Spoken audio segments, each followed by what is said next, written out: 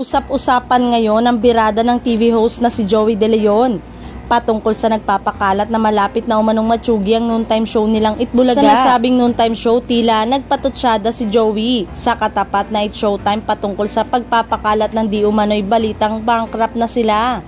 Naiinggit lang ang mga yan dahil hindi sila kasama sa top 5 longest running TV show in the world, saan ni Joey. Hinamon rin niya ang hindi naman niya pinangalanang palabas.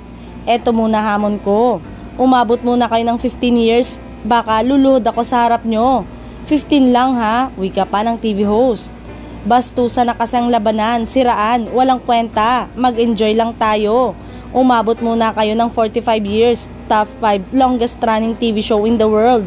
Mainggit kayo, dagdag niya.